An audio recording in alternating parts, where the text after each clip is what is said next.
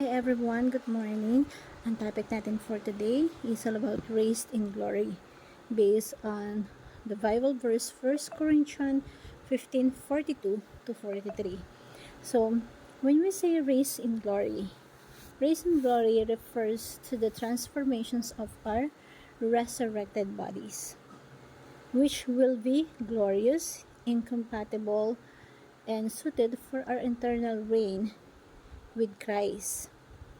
So, molded after the raised Christ, our new bodies will reflect the beauty, strength, and splendor benefiting our redeemed status or as heirs with Him.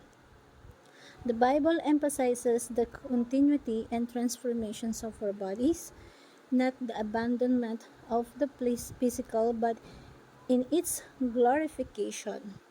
The resurrection assures us that death is not the end, but the beginning of our full inheritance. So, when we when we are at the stage of death, hindi pala yun yung the end ng buhay natin. When we resurrected with Jesus Christ, that's why they said that we are created like Christ. So, yung abilities na meron si Jesus Christ, ma-adapt din natin yon. And isa na dun yung we are raised in glory. At magkaroon tayo ng resurrected bodies. Tayo ay bubuhayin muli, which will be glorious. Ibig sabihin maluwalhati yung katawan natin. Incorruptible. Hindi na magkakasala, hindi na magkakasakit, hindi na magugutom, hindi na masasaktan, hindi na rin wala nang bahid na kasalanan, hindi na mabubulok at hindi na mamamatay. Incorruptible and suited for our eternal reign with Christ. Kasi tayo ay mabubuhay na walang hanggan ng kapiling ng Diyos. That's why yung resurrected body natin talagang kailangan perfect siya. And may mga additional superpowers na malay natin, diba? We, like Jesus Christ na can travel around the world in one snap, diba? Like teleportation, because sa Bible, yung Panginoon natin talagang tumatago sa pintuan yan. Nag-resurrect siya. At kaya mag-travel ng sobrang fast, diba? So, malay mo, yung katawan natin, ganun din. That's why, kung anong katawan ni Kristo, ganun din ang maging katawan natin. Molded after the risen Christ.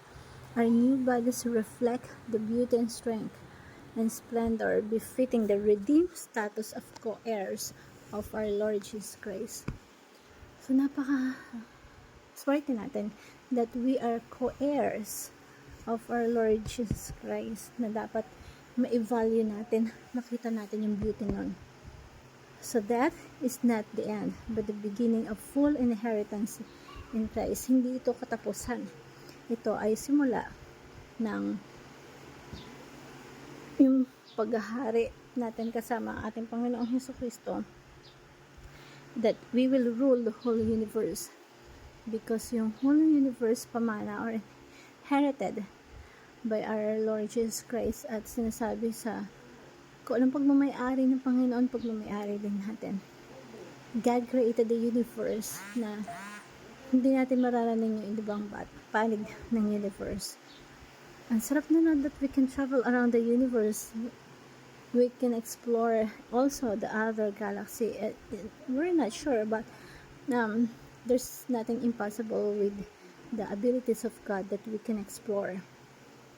So, 1 Corinthians, sabi niya sa 1 Corinthians 15:42 to 43, sabi dito, so it will be the resurrected dead. The body shown is perishable, it is raised imperishable. It is own dishonor, it is raised glory. And imagine, it is raised in glory. It is shown in the weakness, it is raised in power. Gayon din naman ang muling pagkabuhay ng mga patay. Itinanim na may pagkasira, binuhay na muli ng walang pagkasira. Ito ay tinanim na walang dangal. Ito ay binubuhay ng may kaluwalhatian. Tinanim ng may kahingaan, muling bubuhayin na may kapangyarihan. So, bakit parang may tanim? Because Apostol Pablo, nilalarawan niya yung pagkamatay bilang buto na parang tinalim lang tayo, tapos tutubong muli. No? So, magkakaroon ng glorified bodies. So, isipin natin yung buto na kailangan maitanim muna siya, maibaon muna, mamatay, kailangan mabiyak para magkaroon ng transformation. So, ibig sabihin yung pagkamatay is just a transformation na para kang buto na tinanim na tutubo ng panibagong buhay. At ganun din sa katawan natin na tinanim at bubuhayin ng Panginoon. So, yung first teaching natin is number 1, our bodies are expiring so fast. Yung katawan natin ay sobrang mag-expire ng sobrang bilis. Kung isipin mo parang tandaan natin, parang kailan lang, pero ngayon may another baby na, diba? Malapit nang lalabas, diba? So, ang bilis ng panahon na magugulat ka na lang na parang dati sarili mo lang, binata ka, but time flies so fast. And bigla na lang tayong tumatanda, yung namamalayan yung mga bata dati. College na pala siya. Yung iba nagiging tatay, nanay na rin, di ba? So, namamatay na yung mga classmates natin di ba?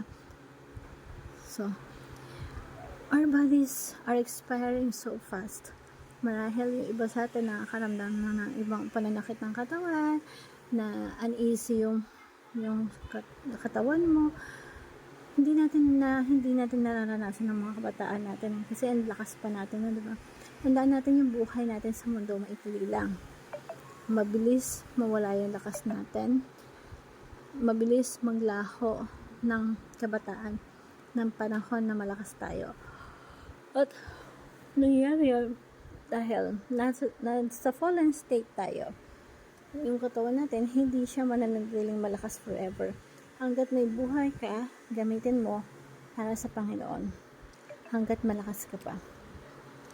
Our bodies are redeemed by Christ. Mas papasalamat ako sa Panginoon na we are expiring. Hanggang sa magkasakit ka, mamatay ka. At lahat tayo doon dadaan doon. Pero merong redemption. At yung redemption na yun is sa pamamagitan ng ating Panginoong Jesucristo. Na sinasabi niya na sa mga verses sa Bible na sabi sa Romans 8:23, not only so but ourselves who have the first fruit of the Spirit, yung Santong Spirito nasa atin, grown inwardly and wait eagerly for the adoption or redemptions of the body. Yung magkakaroon ng muling pagkabuhay.